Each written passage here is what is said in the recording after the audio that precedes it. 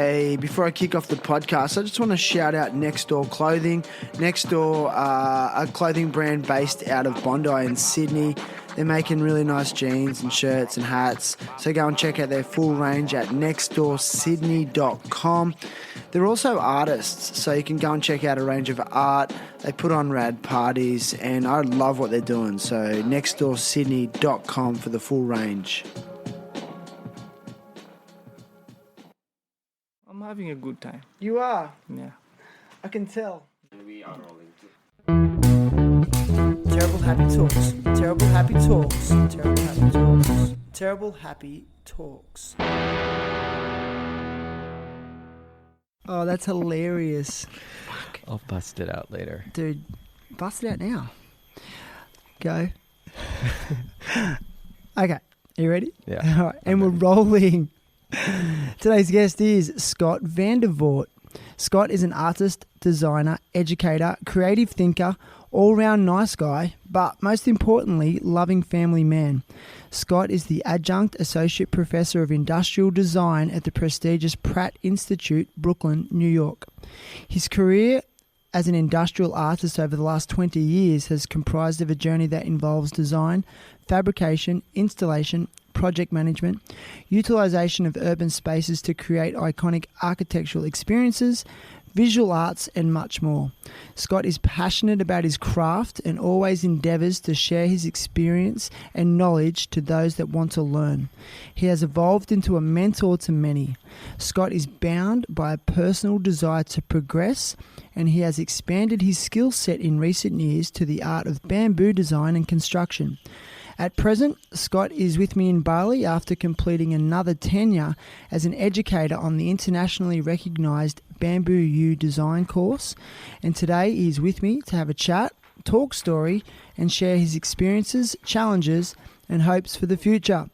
Scott Vandervoort, welcome. Woo! Wow, what a beginning. Amazing. How'd I go, man? That was great. It always feels a little weird when somebody's talking about all my things, but that feels good to hear all those things. Why? Because I have had a nice career, and it's not ending, and I like how you just sort of were commenting on that I'm reinventing or evolving at what I'm doing. Yeah, like, are you someone that likes to progress? Yeah, absolutely. Because it's... Has that driven you a lot? Yeah, it's definitely always sort of seeking opportunities in my everyday life, or sort of definitely within the parameters of design, with having clients and meeting their needs. It's always trying to navigate opportunity finding, and so that sort of is always sort of I'm always on the lookout. You're always on the lookout. Yeah. How interesting. So, like, you go, like, you're back and forth to Bali a fair bit, you know. Yeah. What is it about Bali that actually appeals to you as an artist? Well, there's an incredible connection and very intense culture here that I really kind of connect to.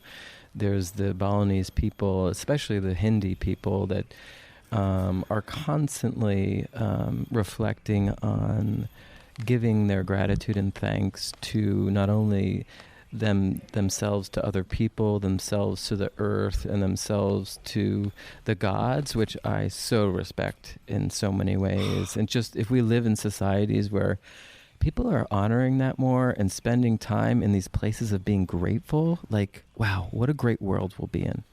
So this is a huge part of being around these kinds of people that is super motivating, and it feels healthy. It feels like there's an incredible balance here. And then there is the side of this incredible making community where they are super skilled with their arts and craft making. And I've sort of found it here to be like a very magical and special place to bring dreams alive. Yeah, I agree. I mean, for you, the transition back to New York must be such a contrast. Yeah. How do you deal with that? Well, oh my God, it's not easy. It's really been something I've been working on, sort of making sure that, you know, we lived in Bali for 2 years.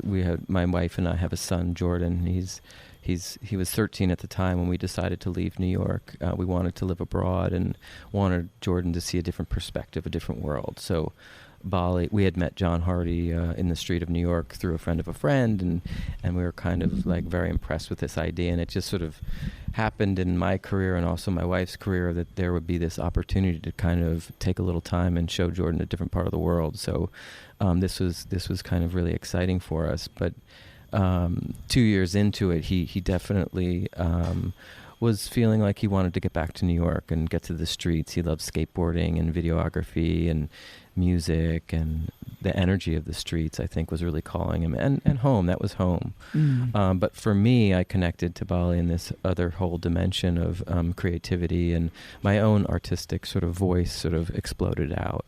I had never really had time to sort of explore my own sculptural three-dimensional ideas. I had been always just been programmed to have clients in New York and was working that way. Right, and that's interesting that you say that. I hear that so much. It is a creative hub. And going back to what you said at the start about the strong sense of spirituality in the culture here, I personally think there's a really strong correlation between the spirituality of the place and creativity. I feel like that it forces people to tap into their deep inner self, good and bad. Yeah. And and there's the bad side as well. There's no Sure. doubt about it. But can you maybe give me a definition of like what industrial art is? Like, how would you define the term industrial art? Okay, so we can just, it's actually the background of where it's actually industrial design. But we can, some of my projects were art applications. So, I mean, but the actual definition of an industrial designer is like a product designer, furniture designer, exhibition designer. It kind of overlaps a lot of different disciplines. Industrial design and architecture and interior design is all kind of molding together these days, and it's kind of an exciting place to play. So a lot of my traditional industrial designers, you'd think of like product designers, like the Apple phone would be a good example of a product that is designed by an industrial designer, or a hairdryer, or this microphone, or these headphones, these things that are connected to user behavior, things that you touch and feel. As a function. Yeah. But here's a question for you. Like, let's say you design and build a chair that's original and yours. Could that be described as a sculpture? Sure, absolutely. Yeah. So there are also sort of ways that you can create. The other industrial element to it is that then is speaking towards high volume production, maybe. In that case, when we're talking about like a one-off piece of furniture, a chair can be very sculptural, but still service the job of seating you. Yeah. And so you said you came to Bali and you felt like you hadn't really tapped into your sculptural art as much. So what kind of stuff did you start getting into? I had one of the courses that I teach at Pratt Institute is a three-dimensional design course. And this course was founded in 1940s by a couple, Rowena Reed and Alexander Costello. They created this curriculum of looking at asymmetrical compositions of lines, planes, and elements in space to help craft people's awareness and sensitivity to form in space.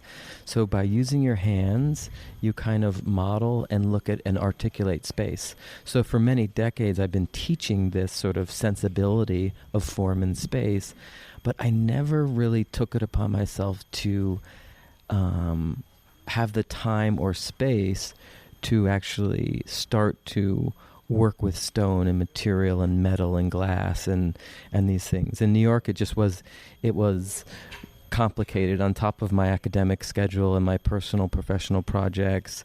Having a studio just to dedicate to touching material, holding it, and looking at it just wasn't inside of the equation that I had built in New York.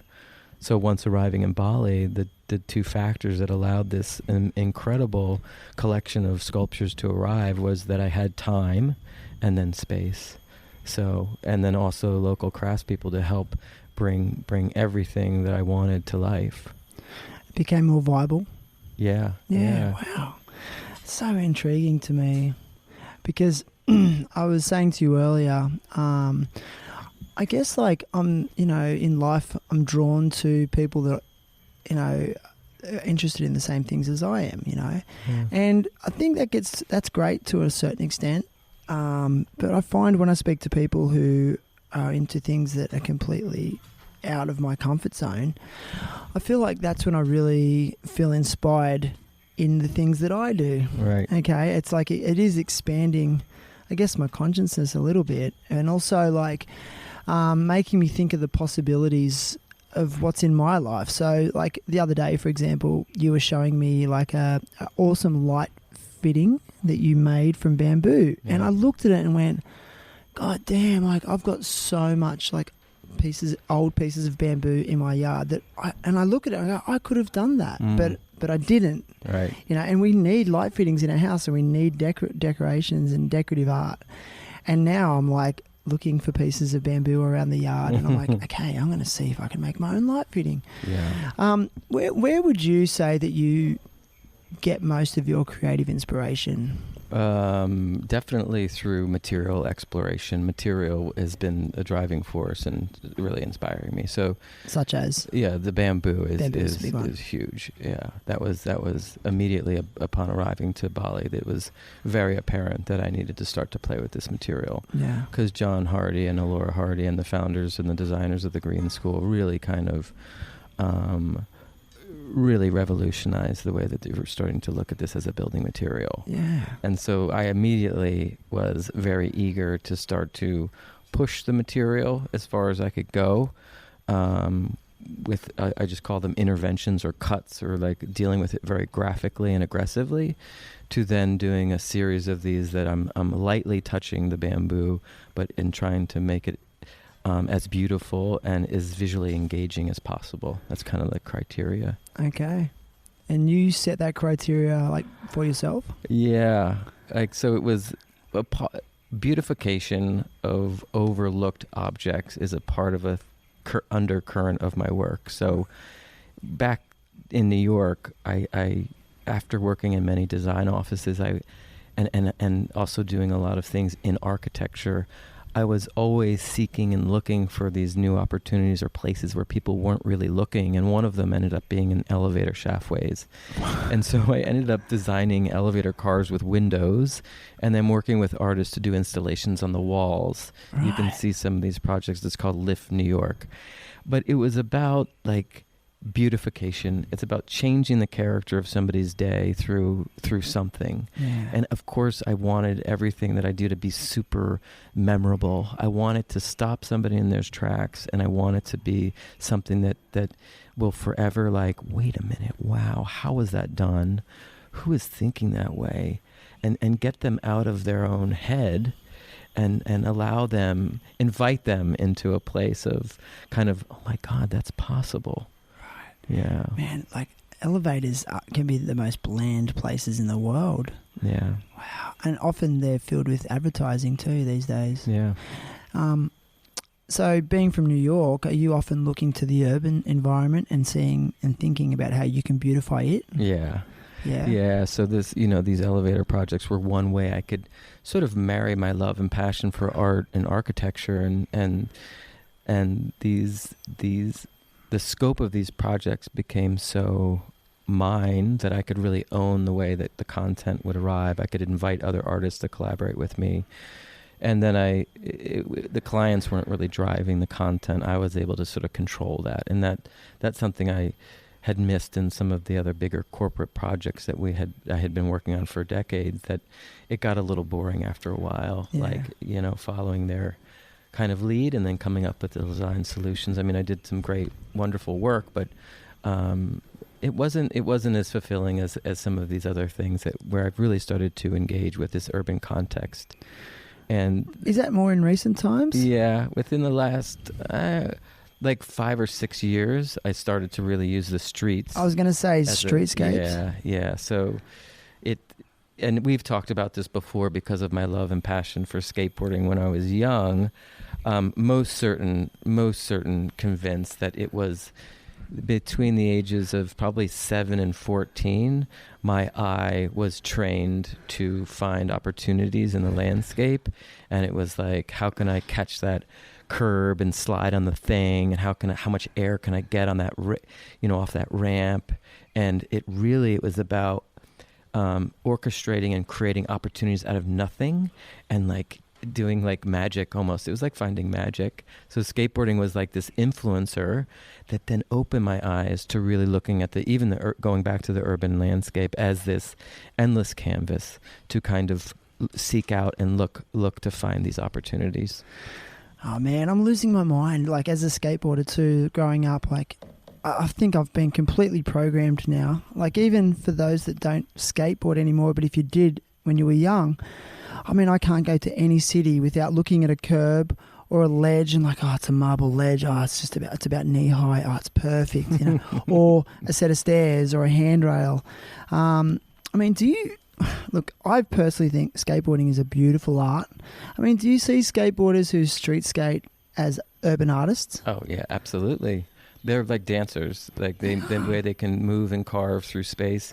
Although I'm not as engaged in the skateboarding as I used to, just because I am much more cautious. But the style of skating now is like kind of incredible. Yeah, the high level technical things happening.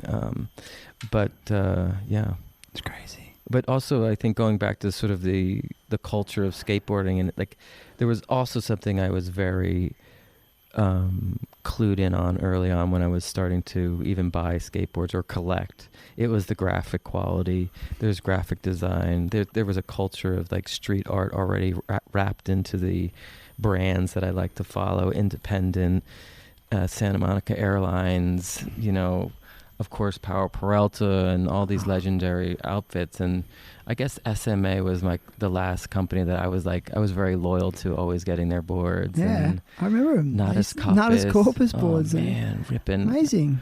And then to sort of watch the brands that built product lines around this culture, whether it was like bags or stickers or decks or rails or trucks. There was something I was always sort of connecting to graphically too. Yeah, and it's amazing because a lot of those old companies that you mentioned are now reissuing those graphics and those old boards with the old artwork on them.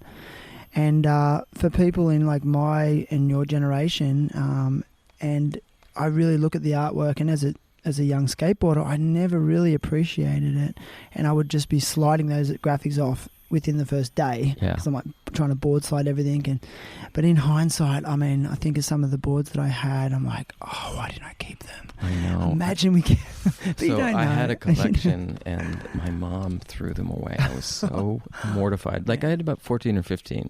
Like classic and I loved, boards. Like I had a Mike McGill early, then Wes Coppice, Steven Guerrero, Tommy Guerrero, Mark Gonzalez.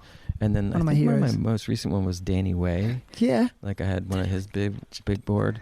Yeah. Like I also liked big ramps. I was getting big ramps back in the day. Yeah. Not getting huge air, but like that was a huge rush. Where did you grow up exactly? I grew up in Princeton, New Jersey. Okay. Yeah. And then it wasn't until years later that I went to Pratt Institute as a student to study that I then moved to New York City. So you went to school in Princeton, New Jersey, in elementary school and high school? Yeah. What were your school years like there? Wow, a lot of partying and horsing around. We lived like in this beautiful farming community, so it was like I grew up for part of my time in Princeton, New Jersey, but then my mother remarried and we lived out in another area called Hopewell, which was a much more rural area. But it was a lot of partying and a lot of outdoor. I was big into the outdoor hiking and climbing and skateboarding, and then sort of some sports took over. I played ice hockey and lacrosse, but all along this I was always not really connecting academically, and where I was really soaring was in the art room. So even it was only until 9th grade in high school that I started to realize that this was something that I was good at. Visual arts. Yeah, visual arts. Yeah. Wow. And so Was there any like teacher that you specifically connected with at high school? Was it the art teacher? Yeah. Is that the space you wanted to be? His name was Dr. O'Boyle. Yeah, he was incredible. And you remember him? Yeah, I'm still in touch with him. That's so cool to hear. Are you really? Yeah. He transformed my, because when you're like sophomore, junior in high school, you're ready to start to really make the choices to go to university. Gotcha. And it did not look good for me in terms of like sort of a liberal arts pathway. It was just not, I was just not getting the scores that I needed. So the arts became a real big focus, and he really helped me to look into myself and not just create a portfolio of things that I knew that institutes would want, but really explore my creative self. And he kind of really motivated that for me. So like even in high school, like when you start thinking about what your next step is, were you thinking specifically about the Pratt Institute, or were you not sure, or did you transition straight from high school, or did you have a time break between? I didn't have any time. I had pretty aggressively, the minute art school was then on my radar, I did a lot of research and looked into it. And of course, being in New York City was also, I was looking at two different design schools. One art and design, one is in Chicago, and the other one were New York. And I just realized that if I want to get some of the top training in the world, New York City was really the kind of the place to be. And Pratt Institute has a tremendous legacy in history there. So that became really exciting. I originally thought I was going to go to Pratt for package design because I loved graphics and 3D. And it wasn't until I got to Pratt Institute that I realized that there was even a discipline called industrial design. So this kind of really opened up my world. Yeah, right. Yeah. So you transitioned straight there. And how were the first few years when you, like, your first couple of years of study there? Was it an easy transition? Were you inspired immediately, or was it just did it just break you right down? Well, I mean, Pratt's known for having this very, very fierce and rigorous foundation program, which is the first year program. They're taking light, color, and design, drawing coursework, and 3D design. And you take that for an entire year. I think it is a beautiful process because you do get the time to spend in these very fundamental areas. And you kind of really get a chance to explore that while you're starting to think about these other majors. So I love that time. But the rigor, I wasn't, of course I worked really hard on my own art making in high school, but I was not sort of prepared for the rigor, and the talent around me was just incredible. So it took me a while to sort of get the confidence that I belonged there. But it didn't take long until once I received my first round of grades, and I was on this honor roll because I did so well, and that sort of spun some confidence. And then I realized I was in my place, even though I had all my friends that were at like schools that have fraternities and were partying.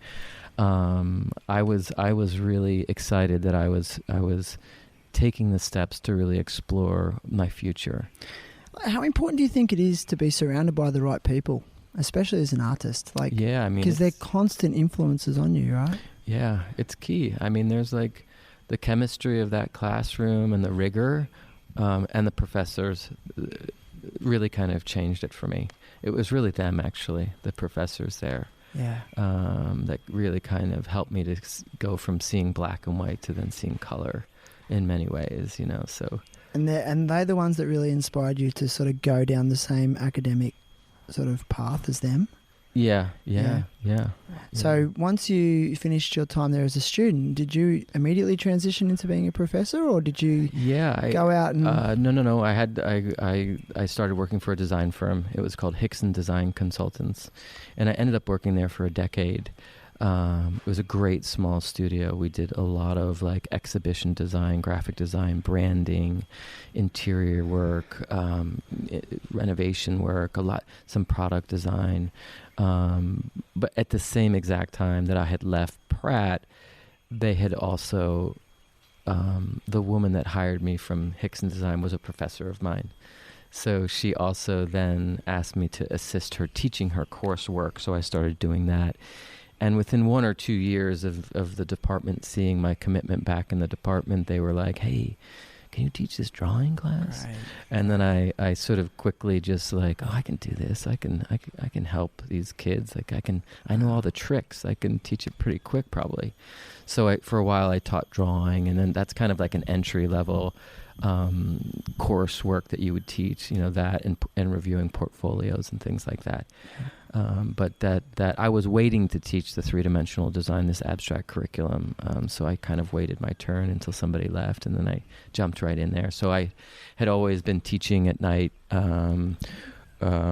or because my boss was so in support of my academic work, she let me kind of balance taking some afternoons during the week to do the teaching. So and start to build up that knowledge and expertise. Yeah, man, it just sounds so cool. Like, I guess I was thinking about another guest I was speaking to, and he was sort of saying how, he's a surfer, pro surfer, and he's like, and he surfs big waves, and he's like, yeah, and I didn't really have the desire to surf big waves, but then all my friends surfed big waves, and I hung out with them, so I ended up surfing big waves. And he's like known as one of the greatest big wave surfers of all time. wow. And it's like, it just really, and listening to what you were saying, like it just really reinforces to me about, I guess, if you have a vision or something you want to do, and how the importance of surrounding yourself with the right people. Yeah. Okay. And then it feels like the more you do that, your journey starts to become more enriching and more profound. And then I'm looking at you, and we're sitting in this.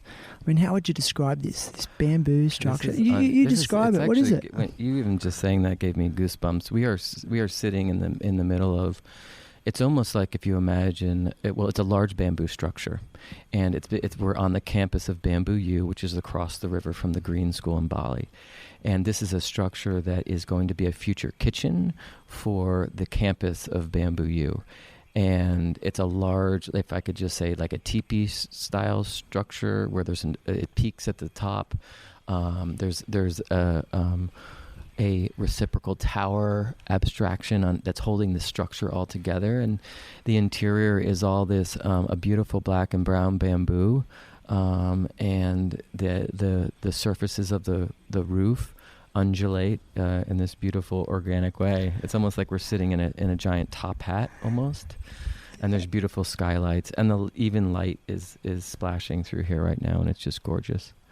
It's like when we were like setting up today, and as soon as we walked in, I felt, I don't know about you, like I've had a really hectic afternoon. I've actually had a really full-on week, like been super ill, like the illest I've ever been with it. They thought that I had dengue fever. Oh so I'm still, I'd spent 2 days in bed, and even today I was like, I can't get out of bed, I'm too sick. But I'm like, no, the tests came back, I don't have dengue, I'm going to mind power through this, and I have.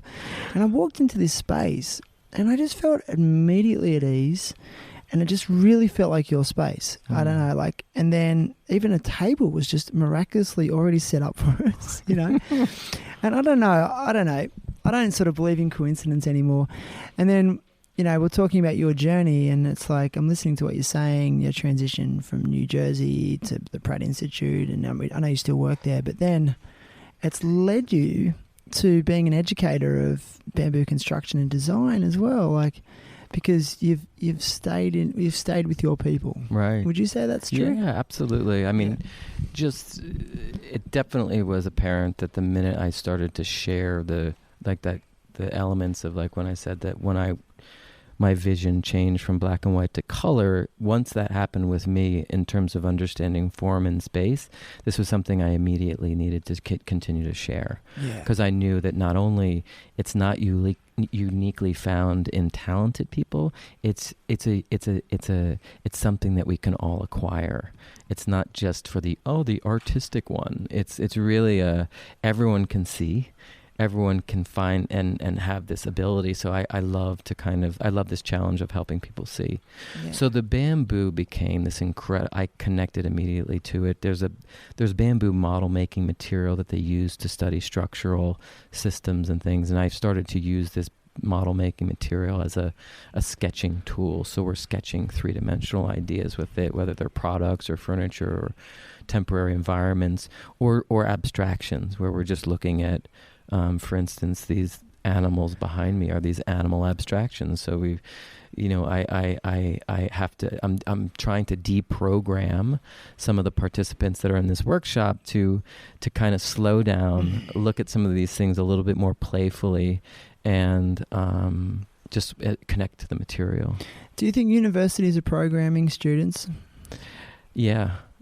I think that they're programming them in like a negative kind of way. I think there's this cookie cutter. There's something that's also, the industry is feeding certain things to these young people that they feel like they need to be a certain way. And even this exercise is really about sort of unlocking that, or just rearranging that. So it's not. We can bring to the table a lot of different things, and I don't think there's just one way. And yeah, I mean, when I think about universities, I understand if they're programming a commerce or a finance student, but when it comes to art, I mean, are they able to actually program an artist a certain way? And if they are, what do you think the motivation is? Is it to make them employable? Well, I mean, I think in particular in the fine arts department at Pratt, I think they're pretty much holding to an old formula of just like conceptual engagement with an audience. I think the art market now, though, is so explosive, and so it's so dynamic, and it's changed for a lot of crazy reasons. The auction market and the gallery scene and who's acquiring what work. It's kind of a game. It's a money game, and a lot of people are playing. I don't think that Pratt is looking at it from that side, but of course there's a business to art making. So it would be foolish that any artist isn't starting to like balance some of these parts of the equation. But it's not easy. I mean, I think that sort of to study art, again, I think it's who's teaching it, who are you hanging out with, who are you talking about the art with, because this is the learning and journey. I don't think you need an art school to get trained like this, but in that way, I think it's just getting your hands dirty, and it's almost like just sort of at least when you're realizing form and space. I mean, just getting your hands dirty is kind of the best way to start your own journey. Yeah, and it must be tricky, like, because if you're really passionate about something like this, or like art, whatever it is, and you want to make it a living, you must often feel conflicted between maybe doing something to pay the rent. Totally. And then doing something that's from the heart. Yeah. I mean, I guess if you can blend the two, and I guess you have to be pragmatic about it as well, and I think musicians are often in that dilemma a lot. They've got to play cover gigs, for example, to pay the bills. Totally. So I guess artists would feel the same way at times. Yeah, I mean, I've had to I will say that I've been like a closet artist for many years, just making it on the side, and kind of been always nervous about whether it would be successful with a financial connection, and that kind of has slowed down my connection to it. But being back in Bali, where financially there were no barriers, I was able to sort of blossom and sort of explode, and so cool. That was kind of like an amazing gift. Yeah. So you're an educator. Yeah. And a good educator. How would you rate yourself as a student? Because I often get told, because I'm a teacher, that when I have to do professional development and other stuff, the people running those courses often say to me, Shannon, you're a terrible student. I just can't. I'm everything I try to make my students not. Of course there's I don't listen, I'm distracted. I don't know. If I was to rate myself, there's a website called rateyourprofessor.com. You can go there and check out It's called Rate My Teacher. And everyone, so if you go there, you can see like a comment like, he's got great hair. So you made an impact. Yeah, hair and belt buckles, like these things that people write. Anyways, I could be inspired by your belt buckle. I don't know. I think I was always a very serious student because I wanted to. I had a goal that I was connecting to. I'm always learning. I think I'm always a student. So even with my carpenters or people or some of the vendors that I'm working with on making things. It's a constant dialogue. It's a constant learning experience, and I love it. Yeah, that's so funny. So, like, what's a day in the life at the Pratt Institute like? What Pratt is it? Institute. Yeah. What does it look like? My academic work there has shifted from, doing leading design studios to other 3D coursework. Yeah. But now I'm shifting it right now because I'm trying to build these global partnerships. So I'm very interested in sort of writing curriculum that's in support of like bigger picture initiatives about the globe and materials and sustainability and making and building an infrastructure to preserve making communities all over the world and trying to keep their hand connected to that. Like there's these local bamboo carvers in Maas, and I'm telling you, I'm worried that if there isn't enough business, they're not gonna pass these skills on down to the next generation, and they're just gonna have lost this incredible. So what do you mean? So why wouldn't they pass the skills on? Because there's too much work. There's not enough work. Well, it's kind of a mix of a couple things. One is that the higher paying jobs that the young kids want are like being a driver or working at a villa or being in hospitality. Yeah. There's just money is there. Even the rice farming, you see kind of an issue with this younger generation not actually getting out into the field to do the farming work. Yeah, I've noticed. And I'm worried about. These are some really important sort of values that I on one hand I understand why the young are attracted to all these other things, but if we don't have some type of tools set in place where we can help to maintain these identities, I'm a little worried about the future of some of these things. Is that the result of globalization and the access to information and technology? Yeah. Because they're now able to see what, say, like an 18-year-old New Yorker has compared to on how they're living. I think the biggest explosion, at least here in Bali, is just the tourism. I mean, I do have to say that their cultural connection is still very super strong, even with the young. It's amazing how they maintain it. So you see that as that not being hurt that much, but the making of money, and that is definitely being influenced. You can see that. Yeah. So you like, as a father, and your son Jordan, I know he's deeply into skateboarding, and I also know he's really into video editing, and it's really impressive. And actually, I was really encouraging him to stick with it because, I mean, there's famous Hollywood movie directors that started as skateboard filmers and editors. Like there's a guy called Spike Jonze. Totally. You heard of him? Yeah, of course. Yeah, like he made movies like Being John Malkovich, and he won the Academy Award for Her, and other movies. I mean, what direction would you like to see your son go? Or do you feel like I see a real artistic flair in him? Oh, absolutely. Do you see that as well? Yeah, and is that would you like to pass that on? Or? Well, my wife and I were very sensitive not to push our interests onto him. So, I could have easily sat him down and, I've done some drawing with him and kind of tried to engage that, but there's just something that we kind of wanted him to kind of navigate and find, and we could see right away how creative he was. And the minute he got this editing tool and started to play with clips and movement, and he has a real sensibility for it. Oh, yeah. So I was also very, you want to encourage your children. You want to, I would love it if what I would love is that he loves what he does. So if this is bringing him happiness, this is what I want him to do. And of course, I think he's getting enough feedback from his Instagram account that he knows that what he's doing is really cool. But I hope he keeps evolving it. Yeah. Evolving.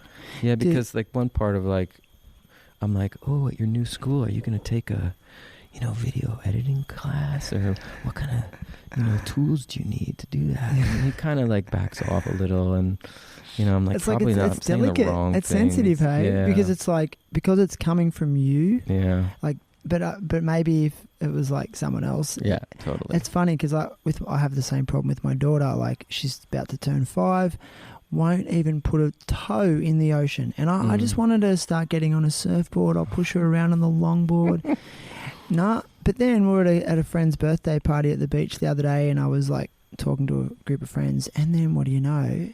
My wife's like, "Hey, she's in the ocean with these other kids and someone else's dad."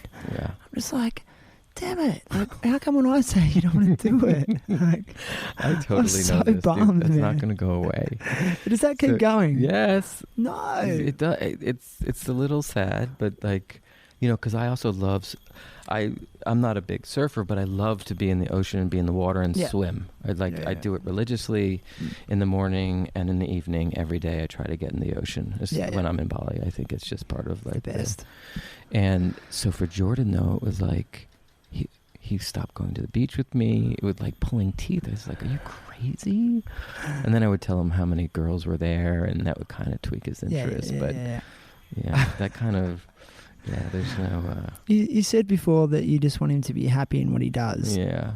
Would you say you're happy in what you do? Yeah, I mean, it's challenging because right now I just finished this 11-day workshop, and that was super fulfilling. All these workshops are always Can you maybe give us a bit of a rundown of what the workshop involves and who comes to it? Okay, so it's an international workshop where architects, designers, and artists and your average person that's just interested in bamboo applies, and they come for an 11-day workshop. And during this 11 days, like 11 days straight. Yeah, 11 days straight. You're living here on the Bamboo U campus, which is like this half construction site where these incredibly innovative buildings are being built, happen where there's lecture sessions, there's field studies, there's factory tours. You're learning from experts in the field of procurement to harvesting to planting bamboo, to then working with Allura Hardy and seeing her beautiful architecture practice. And then working with local carpenters. There's a series of different stations during Bamboo U, and the station that I facilitate is, it's called the Design and Carpentry Station. So during this station for 5 days, students get to build furniture and product designs. Wow. I saw kind of, when I had taken this course 2 years ago, and I felt, I love architecture and building big structures, but there was this missing part. I saw this endless opportunity to design furniture and products with this material, and I suggested to them, how about we keep building on this, and we can really just create a cool little... So some of the people in the course, do you think there's some entrepreneurs in there as well? Yeah, absolutely. There's really? There's also not only entrepreneurs, but there's also property owners from all over the world. Philippines, Mexico, South America, really all over the globe. Dare I say any corporate, I'm not going to say spies, but corporate employees? Well, there are definitely, there's been in the past people that are managing very large furniture chains, or no, just big real estate holdings, and they're looking to do bamboo development. So they're really coming here not to take any ideas, but just to really learn. There's a lot of authenticity in terms of like everyone is just, there's this coming together around this building material. It's kind of this really unique and fun experience.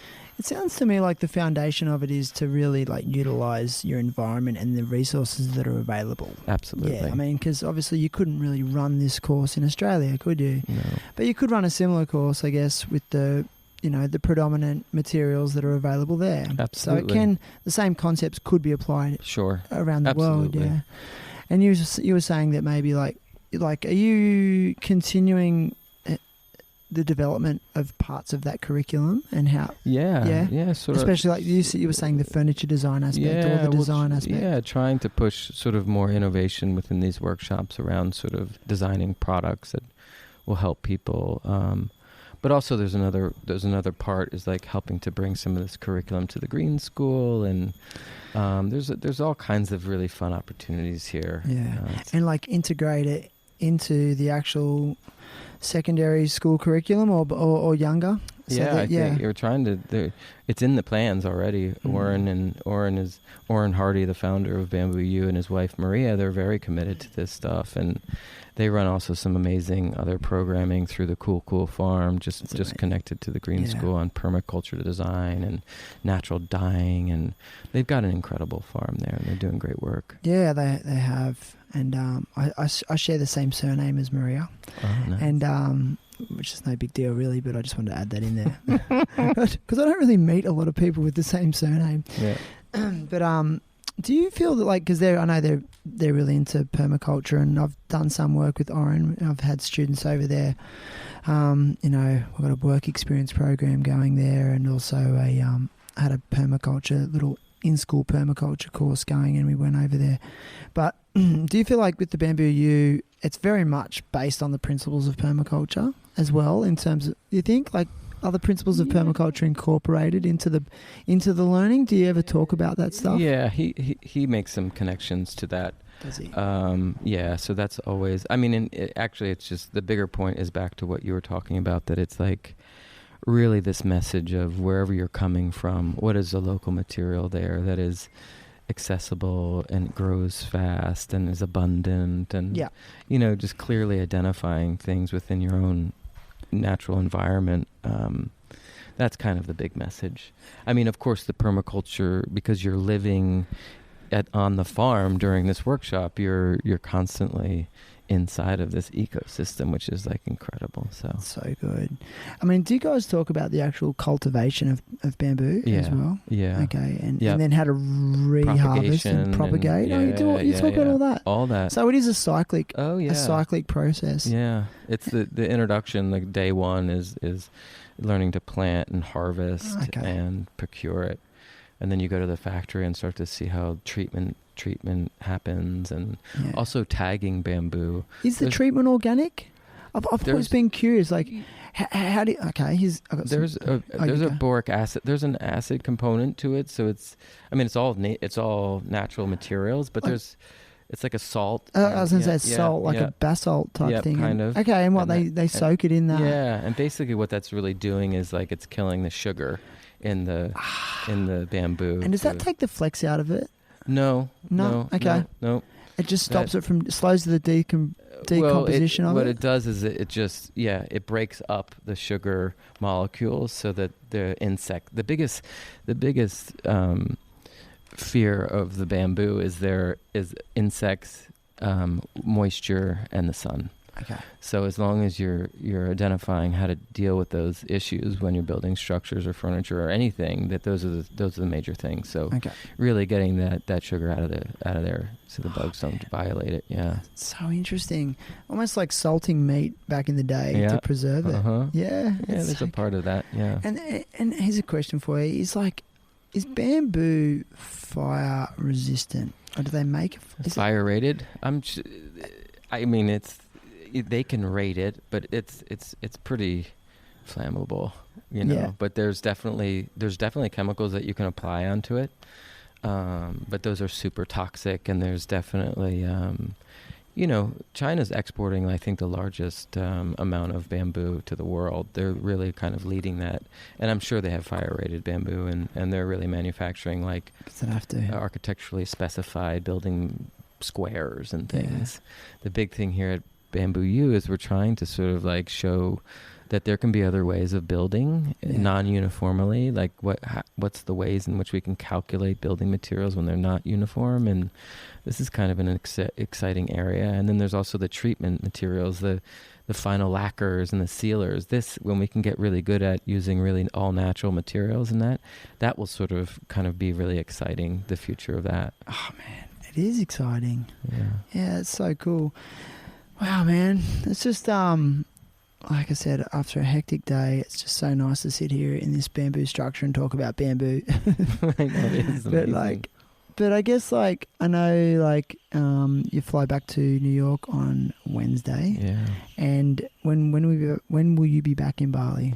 There's another workshop in December. Okay. So I'll be back in a couple weeks. Oh, easy. Yeah, so it's not, I'll be back. And you're taking a break from the Pratt Institute? Well, not really. I mean, there's a proposal out there for, I've created this partnership with the Green School and Pratt Institute to collaborate on a workshop in January. Okay. And the core of that project will be that students from New York will come here to design a pavilion. And the pavilion design has already kind of been accepted to participate in Times Square in May. Oh, So there's a pavilion expo during Design Week, and I wrote a proposal saying, I'm envisioning something bamboo there, and they're like, great, bring it. So I'm coordinating Pratt students and Green School students to sort of come together and let's build something cool to show the world. Oh, definitely. Wow. Yeah. Are you excited? Yeah. I mean, there's a lot of moving parts and funding that needs to happen and, all this, which makes it a little more challenging. But, I have this dream. And I think for me, this story of my evolution with the bamboo, and that if I can, in fact, bring it back to the center stage in New York City and show the world this and have a platform for then also students to sort of have a voice. This is kind of a really exciting project. Yeah. It feels like it can be really powerful. And plant seeds around the world. Yeah. Especially in such an urban environment. Yeah. And maybe even like bring more green to the concrete jungle. Yeah. Totally. That's really cool. I mean, do you have support with it from some people? Yeah. Okay, so then now it's just ironing out the creases and the details. It's like getting grants and pulling together the money and fundraising. Yeah. Oh, man. Yeah. That's actually, I think you might have mentioned that the other day. Oh, no, maybe not you, but I might have heard it somewhere on the grapevine that you were doing that. Yeah. And what an exciting project. I mean, but again, as an educator, even that whole process that... the students from New York would go through and the students from the Green School would go through, and the learning that would occur just to get that, achieve that. Yeah. Let alone the message that they would send to the world, but just the whole process. Like, there's just so much learning in it on a variety of levels. You know? And you're going to facilitate that, it's pretty special, man. Yeah. Well, now that you say it that way, that sounds amazing. Yeah. No, but one component. Do you need a PR guy? Well, yeah. One exciting part of the vision is that we'll be able to fund and bring some local carpenters there, and so really put this platform on them and really highlight them and their craft, and celebrate them. In this place. I think it would be kind of a beautiful story. I agree, man. Yeah. I really agree. Yeah. And I really do love how there's this emphasis on local. Yeah. And I think a lot of countries need to take note of it. Even in Australia, we are getting much better at acknowledging our Indigenous elders. Yeah. But I feel like in Bali, because the Indigenous culture is the predominant culture, and that we live in it. And it's really I was talking about it with a friend the other day. Like, I said to him, in Bali, like, imagine if it was Australia where our Aboriginals were still the predominant culture. And he was just like, it's funny, we've been so programmed, but here we are really living the way an Indigenous culture wants to and has evolved to adapt.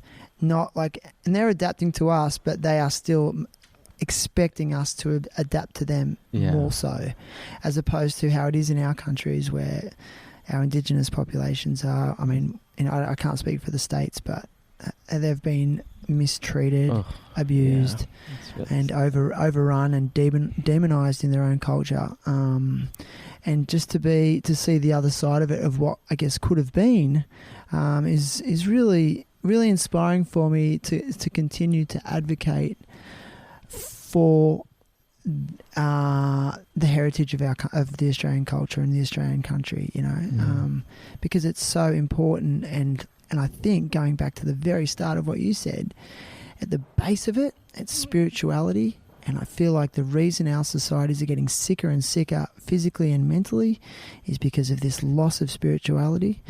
And you can disagree with me, but I just feel like here, despite, like, we see people who have very, very little, but they have their religion and they have their culture and they have their family and they are happy. And if they can have a handful of rice every day, they're stoked. Yeah. I'm sure they want more, but they're pretty content, man. It's kind of, I've never met a culture before that I've ever felt like they're looking at me with envious eyes. I don't see that. I don't feel that. I don't feel that either. And it is refreshing. a matter of fact, I was with, do you know Tim, who runs the KKC? Tim at the Fidgel? school? Yeah. Yeah, legend. So he is amazing. I was helping sort of coordinate this new project idea about building local kubu. A kubu is a rice field structure. It's typically made out of bamboo. And we were, and part of his workshop series of this rice cycle, having people come and learn about the rice cycle, and also bringing locals in to meet other Westerners or other expats in. It's like it's about creating this mix in this community. He does a great job with it.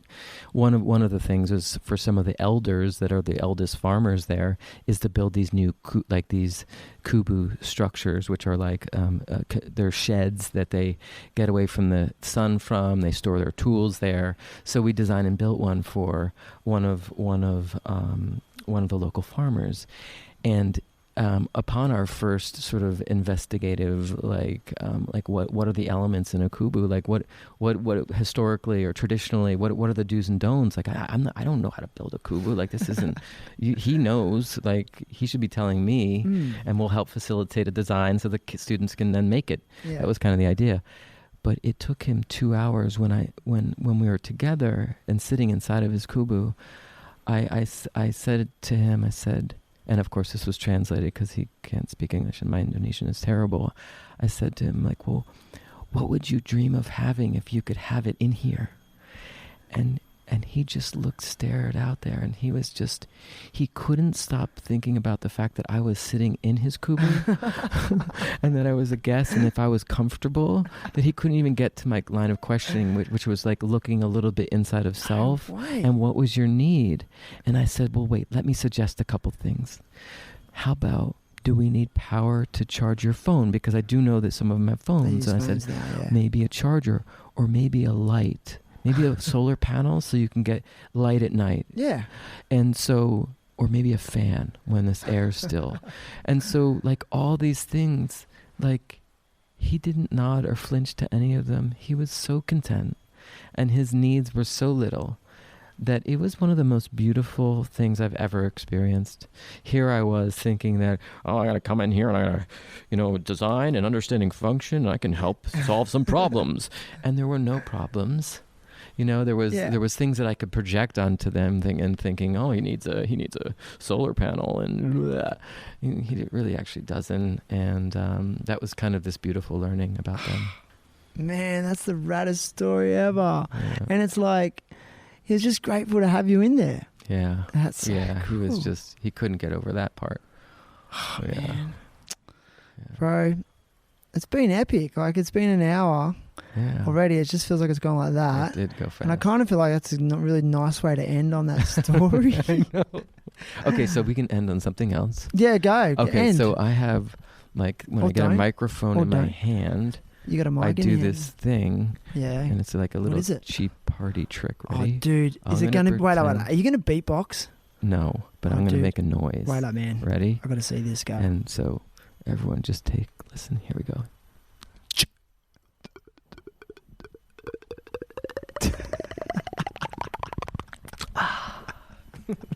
That's like my stupid human trick with the microphone. Dude, that's the best, man. I could beatbox. Dude, go, I'll rap. No, Dude, that was the best, man. No way. You must I've been have doing that for like a long time. Like that started in your teen years, party years. You were partying when you did that. Totally. It's embarrassing. Dude, it's the best. Maybe you shouldn't include that part. Dude, I'm definitely including that part. It's the best, man. Like, so you could like pretend you were wasted at a party, like, oh yeah, man, I've been drinking so much. Listen, I'm sculling this beer, and then everyone's wasted and you're sober. Totally. It's hilarious, man. All right, brother. Well, man, thanks so much. And listen, it's been an absolute pleasure. Oh, thanks. I think from the moment I met you and your son, I felt an immediate connection with you. You're very approachable and accommodating and gracious with your time, and I really appreciate it. And I just love the passion and the inspiration you have for progressing, I think, whether it's in design or art or just, I think, as just a as a human, man. It's rad. I love it. And I've got a feeling that we're going to see a lot more of each other over the next however long. You'll be back and forth and maybe integrating to other areas of, this area. Totally. And, man. Yeah. Thanks so awesome. much, and brother. Thank you for you and this interview and this keep these stories rolling, because this is kind of a really interesting project that you're doing with these cross sections of people. Thanks, this is man. fascinating. Thanks for inviting me. Thank you, bro. And mate, I guess that's the end. Okay. I actually don't want to end. No, we'll end. All right, bro. Let's go. All right, It's Friday afternoon.